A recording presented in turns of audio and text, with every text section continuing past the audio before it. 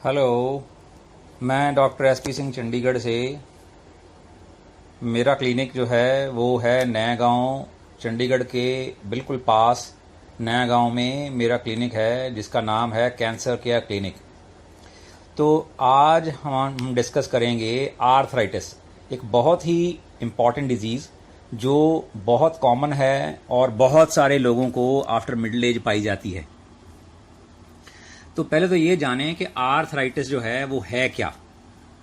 Arthritis, जिस जगह पे वर्ड आइटिस आ जाएगा, आइटिस का मतलब होता है इन्फ्लेमेशन। इन्फ्लेमेशन एक्चुअली क्या होती है, अगर हम इसको ग्रॉसली देखें तो इन्फ्लेमेशन है, इन्फ्लेमेशन के 4 मेजर साइंस हैं। वो वहाँ पेन होगी, वहाँ हीट होगी, यानी कि वो एरिया जो है नॉर्मल से ज़्यादा गर्म रहेगा, वहाँ रेडनेस होगी, लाली होगी, और वहाँ पे स्वेलिंग आ जाएगी। ये 4 साइंस इसके जो हैं ये इन्फ्लेमेशन के साइंस हैं: पेन, हीट, रेडनेस और स्वेलिंग। तो अगर किसी भी जॉइंट में या एक से ज्यादा जॉइंट्स में अगर ये इन्फ्लेमेशन हो जाए तो हम इसको आर्थराइटिस बोलते हैं। तो अब आए इसके कारणों पे कि कौन कौन से कारणों से ये हो सकती है। देखो, इसका पहला जो कारण है वो है इंजरी। अगर सपोज करो बंदे के चोट लग जाए गिरने से, या कोई चीज वहां घुटने पे लग गई जोर से, या किसी जॉइंट पे जोर से लग गई, तो क्या होगा, वहां जब इंजरी होगी तो इंजरी के कारण वहां डिजेनरेटिव चेंजेस, यानी कि वहां का टिश्यू जो है वो डिजेनरेट होने लगेगा और इन्फ्लेमेटरी चेंजेस आ जाएंगी। और दूसरा कारण इसका है कि एबनॉर्मल मेटाबॉलिज्म।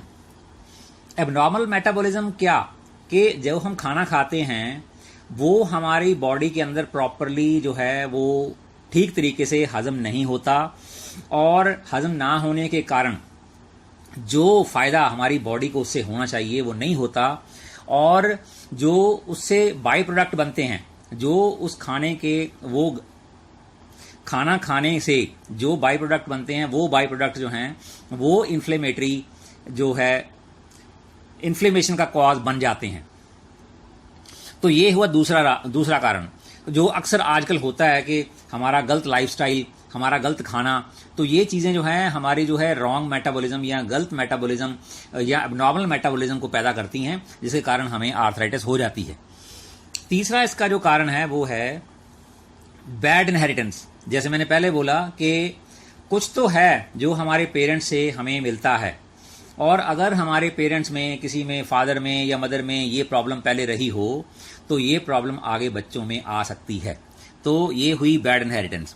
और आगे इसका चौथा कारण है वो है इन्फेक्शन, बैक्टीरियल इन्फेक्शन।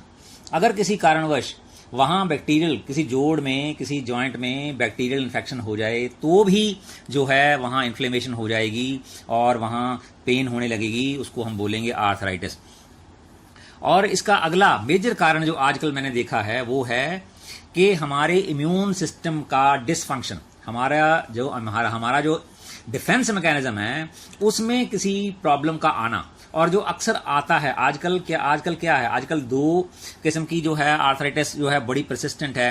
क्या है, एक तो रोमेटिक आर्थराइटिस जिसको रोमेटॉइड आर्थराइटिस बोलते हैं, आरए फैक्टर, और दूसरा है SLE जो है सिस्टमिक ल्यूपस आर्थरेमेटोसिस। तो ये जो 2 डिजीजेज हैं ये बड़ी कॉमन हैं, क्योंकि ये डिजीज एक्चुअली क्या हैं, इनमें ऐसी बॉडी के अंदर जो ऐसे सब्सटेंस बन जाते हैं जो हमारी बॉडी के अगेंस्ट काम करने लगते हैं, और जब वो सब्सटेंस जो है, जो प्रोटीन्स कह लो या सब्सटेंस कह लो जो बनते हैं, वो हमारी बॉडी के अगेंस्ट काम करते हैं, तो हमारे जो जॉइंट्स हैं वो स्वेल कर जाते हैं, उनमें इन्फ्लेमेशन हो जाती है और आर्थराइटिस हो जाती है। एक्चुअली इसमें चेंजेस क्या आती हैं, क्या चेंजेस आती हैं जब ये आर्थराइटिस होती है, कि हमारे जॉइंट्स के अंदर एक पैड किस्म की चीज है जिसको हम कार्टिलेज बोलते हैं। वो कार्टिलेज जब होता है वो स्प्रिंग का काम करता है, वो है शॉक अब्जॉर्बर। जैसे हमारे मोटरसाइकिल के या हमारी गाड़ी के स्प्रिंग होते हैं या शॉक अब्जॉर्बर होते हैं, कि जैसे गाड़ी हमारी खड्डे में जैसे चली गई या जोर से लगी तो हमें झटका कम लगेगा। क्यों? क्योंकि वो जो शॉक अब्जॉर्बर होते हैं वो उसका इम्पैक्ट ले लेते हैं। इसी तरीके से हमारे घुटनों में, हमारे जॉइंट्स में जो ऐसे शॉक अब्जॉर्बर जो हैं नेचर ने प्रोवाइड किए हुए हैं, जिसको हम कार्टिलेज बोलते हैं, वो कार्टिलेज अगर वो स्वेल कर जाए, वहां इन्फ्लेमेशन हो जाए, तो क्या होगा, जब हम चलेंगे तो वहां जब प्रेशर पड़ेगा तो हमें पेन होगी, हमें चलने फिरने में मुश्किल होगी। तो यही है आर्थराइटिस। लेकिन धीरे धीरे अगर ये इन्फ्लेमेशन परसिस्ट करे और इन्फ्लेमेशन प्रोलॉन्ग हो जाए, खिंच जाए लंबी, तो क्या होगा, धीरे धीरे वो कार्टिलेज जो है, वो पैड जो है, वो धीरे धीरे डीजनरेट कर जाएगा और डीजनरेशन के कारण वो खत्म हो जाएगा धीरे धीरे। और फिर बोन्स जो हैं वो डायरेक्ट कांटेक्ट में आ जाएंगी, जो कि नहीं आनी चाहिए। दो जॉइंट्स के अंदर वो पैड के कारण हमारी जो बोन्स हैं वो डायरेक्ट कांटेक्ट में नहीं आती, वो एक दूसरे से दूसरी बोन से दूर रहती हैं, जिसके कारण हमें चलने में कोई मुश्किल नहीं होती, काम करने में कोई मुश्किल नहीं होती। इसलिए वो पैड का रहना जरूरी है। अगर वो पैड ही वहां से खत्म हो जाए तो क्या होगा, तो जो है बंदे को चलने फिरने में मुश्किल होगी और बोन्स जब आपस में रगड़ खाएंगी तो बोन्स खिंचने लगेंगी। यही होता है हमारे घुटनों में, यही होता है हमारी रीढ़ की हड्डी में। आजकल लोगों को सर्वाइकल की प्रॉब्लम, आजकल लोगों को लंबर जो है पेन की प्रॉब्लम, या लंबर वर्टिब्रे जो हैं वो पास आ जाते हैं, वहां जो डिस्क है वो डिस्क ही डिस्ट्रॉय हो जाती है, डिजनरेट कर जाती है, डिस्क वहां से स्लिप हो जाती है। तो ये चीजें क्या है, ये आर्थराइटिस ही है, ये आर्थराइटिस का ही रूप है। तो इसमें कौन कौन सी जो है टाइप्स हैं जो बड़ी कॉमन पाई जाती हैं। देखो, इसमें 4 किस्म की आर्थराइटिस है जो बड़ी कॉमन है। पहली है ऑस्टियो आर्थराइटिस। जो ऑस्टियो आर्थराइटिस है एक्चुअली ये होती है किसी, जैसे आप हम रोज की तरह जो रोज काम करते हैं, कभी हमने भाग के सीढ़ी चढ़ ली, कभी भाग के सीढ़ी उतर गए, कभी हमने भार उठा लिया, या किसी का वेट वैसे ही ज्यादा है बॉडी का, तो क्या होगा, हमारे घुटनों ने ही वेट लेना है वो। तो ये जो रोजमर्रा की जो वियर एंड टियर है जॉइंट्स की, उसके कारण ये जो ऑस्टियो आर्थराइटिस होती है। तो ये अगर फैमिली में पीछे अगर मदर को हो या फादर को हो तो भी ये बच्चों में आ जाती है। इसलिए इसकी प्रिकॉशंस जो हैं वो लेनी पड़ती हैं। अगर प्रिकॉशंस नहीं लोगे तो कार्टिलेज जो है वो वहां से स्लिप हो जाएगा, निकल जाएगा, या वहां से डिस्ट्रॉय हो जाएगा, तो फिर ऑस्टियो आर्थराइटिस हो जाएगी। और दूसरी जो इसकी टाइप है वो है रोमेटॉइड आर्थराइटिस। तो रोमेटॉइड आर्थराइटिस जो है वो मैंने आपको बता दिया पहले भी कि वो एक ऑटो इम्यून डिजीज है, कि जो हमारे बॉडी के अंदर जो इम्यून सिस्टम है वो हमारे ही बॉडी के अगेंस्ट काम करने लगता है, और जिसके कारण जो है जॉइंट्स जो हैं वहां वो इन्फ्लेम कर जाते हैं, और इन्फ्लेम करने से आर्थराइटिस हो जाती है। इसको हम रोमेटॉइड आर्थराइटिस बोलते हैं। और अगर ये प्रोलॉन्ग हो जाए तो धीरे धीरे क्या होगा कि हमारे जॉइंट्स के ऊपर नोड्स बन जाएंगी, और उनको हम बोलते हैं रोमेटॉइड नोडोसाइटिस। ठीक है, तो ये चीजें हैं, और इसको रोमेटॉइड आर्थराइटिस बोलते हैं। और तीसरा जो है इसमें है वो है सोरिएटिक आर्थराइटिस। अब ये सोरिएटिक आर्थराइटिस क्या है, मैंने आगे भी एक्सप्लेन किया था कि सोरिएसिस क्या है। सोरिएसिस एक स्किन डिजीज है जिसमें फिश स्केल्स लाइक जो हैं वो छिलके से बॉडी के ऊपर से उतरने लगते हैं, बहुत ज्यादा खारिश होती है और वो धीरे धीरे सारी बॉडी पे फैल जाती है। उसके साथ भी जॉइंट पेन्स पाई जाती हैं, और वो जॉइंट पेन्स को हम सोरिएटिक जॉइंट पेन्स बोलते हैं, सोरिएटिक आर्थराइटिस बोलते हैं। और चौथी किस्म जो है वो है गाउट। गाउट में क्या है, गाउट है एक्चुअली कि अगर मेटाबॉलिज्म ठीक ना हो तो हमारी बॉडी के अंदर जो है यूरिक एसिड ज्यादा बनने लगेगा। तो यूरिक एसिड जो है अगर हमारी बॉडी के अंदर ज्यादा बने, या वो हमारी बॉडी से निकले ना, या बने ज्यादा, और हमारी बॉडी उसको निकाल ना पाए, तो क्या होगा, वो अंदर धीरे धीरे हमारे जॉइंट्स में जमने लगेगा और हमें जो है गाउटी आर्थराइटिस हो जाएगी। तो ये हैं 4 टाइप्स जो मेजर पाई जाती हैं। लेकिन अगर आप इनका प्रॉपरली डायग्नोज नहीं करोगे तो डेफिनेटली वो आप उसको क्योर नहीं कर पाओगे। इसलिए इन चारों का जो है वो डायग्नोज होना जो है बहुत जरूरी है। तो अब आए इसके सिम्टम्स क्या हैं। सिम्टम्स इसके हैं कि एक तो पहला सिम्टम तो होगा कि एक लगातार एक पेन जो है जॉइंट्स में होती रहेगी। दूसरा ये है कि जब आप सुबह उठोगे तो सुबह जब आप काम करने लगोगे, जैसे आप कपड़े बदलने लगे हो, आप कंघी करने लगे हो, और आप किसी चीज को पकड़ने लगे हो, या आपने झुक के कोई काम करना है, या आपने सीढ़ी चढ़नी है, या मतलब ऐसा कोई काम करना है, तो आपको जॉइंट्स में प्रॉब्लम आएगी। तो आपको आपसे काम होगा नहीं, मुश्किल होगी। और सुबह के टाइम पे आपके सारे जॉइंट्स जो हैं या जो अफेक्टेड जॉइंट है वो स्टिफ होगा, काफी उसमें स्टिफनेस आएगी, वो अकड़ा रहेगा और फिर उसको उसको यूज करने में मुश्किल होगी। और अगला कारण इसमें है कि अगर घुटने में दर्द है तो आपको चलने फिरने में प्रॉब्लम होगी। तो और ये सारी चीजें हैं। और ऑस्टियोआर्थराइटिस होगी तो क्या होगा कि वो एरिया जो है वो थोड़ा गर्म रहेगा नॉर्मल से, और वहां स्वेलिंग आ जाएगी, हार्ड हो जाएगा वो एरिया। ठीक है, तो ये सब चीजें जो हैं आपको ये सिम्टम जो मिलेंगे। ठीक, तो आगे हुआ, ये तो हुए इसके सिम्टम्स। अब सिम्टम्स में थोड़ा थोड़ा फर्क होता है कि जो जो रोमेटॉइड आर्थराइटिस है उसका आज तक साइंस पता नहीं चला सकी कि क्यों होता है। लेकिन मैं आपको बता दूं कि ऑटो इम्यून डिजीज जिसको बोलते हैं, ऑटो इम्यून डिजीज होती क्यों है, मैं आपको अभी तो थोड़ा सा बताऊंगा, लेकिन वैसे हम कभी फिर इस टॉपिक को पूरा डिस्कस करेंगे। एक्चुअली ऑटो इम्यून डिजीज है क्या, देखिए आप मेरी बात को ध्यान से सुनिए कि हम देखो, हम अपनी जिंदगी में आजकल क्या कर रहे हैं, हम अपने बच्चों को क्या सिखा रहे हैं कि हम अपने बच्चों को सिखा रहे हैं कंपटीशन। आप क्या कर रहे हैं, हम खुद कर रहे हैं कंपटीशन कि कोई और बंदा मेरे से आगे ना निकल जाए, कोई और बंदा मेरे से ज्यादा कमाई ना कर ले, अगर वो ज्यादा कमाई कर रहा है तो क्यों कर रहा है, मैं उससे आगे निकल जाऊं। वो यानी कि वन अपमैनशिप की बीमारी जो हमें पड़ गई है, इसने क्या किया कि हम क्या कर रहे हैं कि हम दूसरे बंदे को गिरा के आगे निकलना चाहते हैं। ये एक ऐसी चीज है जो हर बंदे के दिमाग में आ चुकी है, और हर बंदा जो है वो इस चक्कर में पड़ गया कि मैं ज्यादा पैसा आए, मैं ज्यादा पैसा कमाऊं और दूसरे से आगे निकल जाऊं, और लोग मेरे को कहें कि ये ज्यादा अच्छा है और इसका स्टेटस जो है हमसे ज्यादा बड़ा है। यानी कि ये चीज जो आ गई, इसने क्या किया, जो हमारी टेंडेंसी बन गई दूसरे को नुकसान पहुंचाने की, दूसरे को गिरा के ऊपर जाने की, इस टेंडेंसी ने क्या किया कि हमारे अंदर जो हमारे सेल हैं बॉडी के, वो सेल क्योंकि दूसरे बंदे के सेल से बिल्कुल हूबहू मिलते हैं, तो जब हम ऐसा हमारा बिहेवियर जो क्या होता है कि जब हम ऐसा बिहेव करते हैं या हमारे ब्रेन में ऐसा चल रहा होता है, तो हमारे अपने सेल जो हैं वो ये सोचने लगते हैं कि ये बंदा कर क्या रहा है कि उसके सेल और मेरे सेल तो एक जैसे ही हैं, वो तो मेरा भाई ही है, लेकिन ये बंदा जो है उसको गिरा के आगे निकलना चाहता है, उसको नुकसान पहुंचाना चाहता है, उससे बेईमानी करके, हेरा फेरी करके। तो एक बंदा कर क्या रहा है, तो क्या होता है कि हमारे अपने ही बॉडी के सेल, हमारा अपना ही डिफेंस मैकेनिज्म, हमारा अपना इम्यून सिस्टम हमारे सिस्टम के अगेंस्ट काम करने लगता है। ये है फंडा ऑटो इम्यून डिजीज का।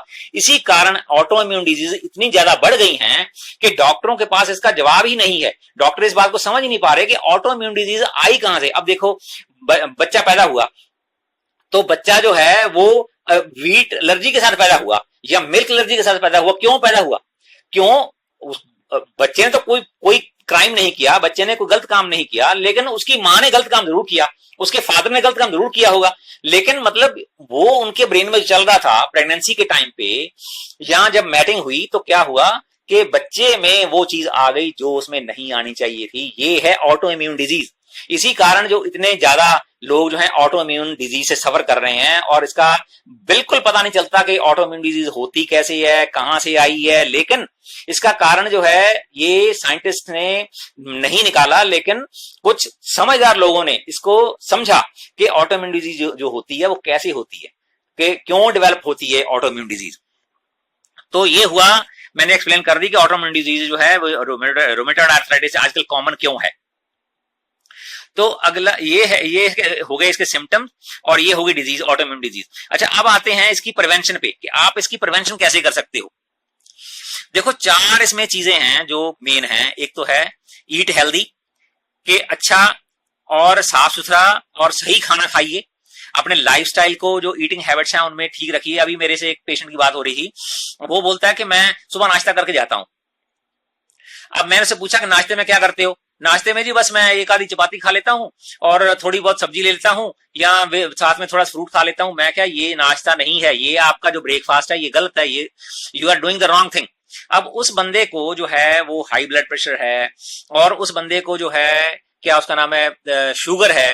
तो मैंने उससे बोला, भाई मेरी बात सुन, ये तेरे को किसने बताया, ये फंडा तेरे को किसने बताया कि नाश्ता थोड़ा करना है। मैंने बोला उसको, भाई अगर तूने ठीक रहना चाहता है तो सबसे पहले तो अपना नाश्ता ठीक कर, कि तू फुल मील जो है तेरे को नाश्ता लेना चाहिए। कि जो बंदे नाश्ता पूरा नहीं करते उन बंदों को तो शुगर होनी ही है, उन बंदों को ब्लड प्रेशर भी होना ही है। तो मेरा कहने का मतलब ये है कि जो आपका ब्रेकफास्ट है वो फुल होना चाहिए। और जो नाश्ता जो लंच है वो ब्रेकफास्ट से थोड़ा कम होना चाहिए, और शाम के टाइम पे तो आपने खाना ही बहुत लाइट खाना है। तो मतलब ये चीजें हैं जो हमारी बॉडी को खराब कर रही हैं और हमारी बीमारियों का कारण बन गई हैं। और दूसरा है इसमें कि दूसरा जो फैक्टर है वो है गेट मूविंग, कि आप जो है बॉडी को अपनी को मूव नहीं करते, आप चलते फिरते नहीं हो, आप एक जगह बैठे रहते हो, बैठे बैठे काम करते हो। आजकल हमारा काम ऐसा ही है, क्योंकि हमारी मशक्कत तो रही नहीं अब, तो बस गए, खाना खाया, जाके दुकान पे बैठ गए, जाके ऑफिस में बैठ गए, वहां जा बैठे रहे, फिर आ गए शाम को, आके उठ के आके थक गए जी, हम बस वहीं बैठे बैठे चाय पी, खाना खाया, सो गए। तो मतलब हमारी बॉडी की मूवमेंट रही कहां, हमारी बॉडी को मूवमेंट तो है ही नहीं। और तीसरा इसमें फैक्टर जो है वो है कि आप अपने वेट को मेंटेन रखिए। कि अब मैं 60 इयर्स का हूं, तो मेरा वेट जो है मैंने बहुत सालों से 67 पे उसको कांस्टेंट रखा हुआ है, वो एक मेंटेन्ड वेट है। अब मैं शाम को फुटबॉल भी खेल लेता हूं, वॉलीबॉल खेल लेता हूं, बैडमिंटन खेल लेता हूं, मैं हर किस्म की वर्जिश कर लेता हूं। जब मैं पार्क में जाता हूं तो लोग मेरे को देख के हैरान हो जाते हैं कि 60 इयर्स का बंदा और वो फुटबॉल खेल रहा है और बच्चों के साथ खेल रहा है। और मतलब ये क्यों? क्योंकि मैंने अपनी बॉडी को मेंटेन कर रखा है, अपने वेट को मेंटेन कर रखा है, और मेरे को टचवुड कभी जॉइंट पेन का तो सवाल ही पैदा नहीं होता। तो इसलिए मैं ये बोल रहा हूं आपको कि आपने भी अगर हेल्दी रहना चाहते हो तो अपने वेट को मेंटेन कीजिए, ताकि आपके घुटने जो हैं उनको ज्यादा वेट ना उठाना पड़े, और जो कार्टिलेज वहां है वो कार्टिलेज जो डैमेज ना हो, और आपको आर्थराइटिस की प्रॉब्लम ना हो। और चौथा इसमें है कि अगर आप स्मोक करते हो या शराब पीते हो तो ये चीजें आपको बहुत हार्मफुल हैं। ये चीजों को आपको नहीं करना, अगर करते हो तो इनको फौरन बंद कर दीजिए, क्योंकि ये स्मोकिंग और ये ड्रिंकिंग ये जो है ये आपको लेके बैठ जाएगी और आपको आर्थराइटिस की प्रॉब्लम जो है वो हो जाएगी। तो इसलिए ये है कारण इसके, और ये हैं इसके सिम्टम्स, और ये हैं आर्थराइटिस की जो है प्रिकॉशंस जो मैंने बता दी आपको मोटी मोटी। बाकी सबसे ज्यादा जो चीज इसमें मैटर करती है वो है आपकी मेंटल स्ट्रेस, कि जो माइंड है आपका वो जब स्ट्रेस लेता है तो आपका सिस्टम जो मेटाबॉलिज्म है आपका सारा अपसेट हो जाता है। आपने देखा होगा, अगर आप गुस्सा आ गया तो आपका खाने को मन नहीं करेगा। अगर आपको रात को जो है स्ट्रेस की वजह से नींद नहीं आई तो आपको ब्रेकफास्ट करने का आपका मन नहीं करेगा। तो मेरा कहने का मतलब ये है कि अगर आप जरूरत से ज्यादा स्ट्रेस लेते हो तो स्ट्रेस जो है वो आपके मेटाबॉलिज्म को सही नहीं रहने देगी, और मेटाबॉलिज्म बिगड़ेगा तो फिर सब कुछ बिगड़ेगा। क्योंकि हमारा सिस्टम जो है वो बहुत कॉम्पैक्ट है, बहुत कॉम्प्लिकेटेड है। कि मैं आपको एग्जांपल दूं कि जैसे हमारा सिस्टम ए है, वो सिस्टम बी, सिस्टम सी, सिस्टम डी। अब ये सिस्टम्स है हमारी, सपोज करो, तो अगर ए सिस्टम अगर अपसेट हुआ तो वो बी को जाके अपसेट करेगा, और बी सी को अपसेट करेगा, सी डी को अपसेट करेगा। और ये नहीं है कि यहां खत्म हो जाएगा, वो अगर डी अपसेट हुआ तो फिर वो दोबारा फिर ए पे वापस आएगा। तो कहने का मतलब यह है कि सारा एक चेन है, जो अगर एक सिस्टम अपसेट हुआ तो दूसरा, दूसरे के बाद तीसरा, तीसरे के बाद चौथा, चौथे के बाद फिर पहला, वो वापस एक चेन बन जाएगी और वो फिर घूमता रहेगा ऐसे ही इसी कड़ी में, और फिर सिस्टम जो है कभी भी सेटराइट नहीं होगा। इसलिए अपने सिस्टम को सेटराइट करने के लिए हमेशा हेल्दी खाना खाइए, हेल्दी सोचिए, हमेशा दूसरे का बुरा मत सोचिए, और अगर कुछ ऐसा आपसे गलती हुई है तो उसको सुधारिए। तो ये है मेरा मानना कि बीमारी का कारण जो है वो हमारे ब्रेन में रहता है, और अगर हमारा ब्रेन, हमारी सोच गलत हो गई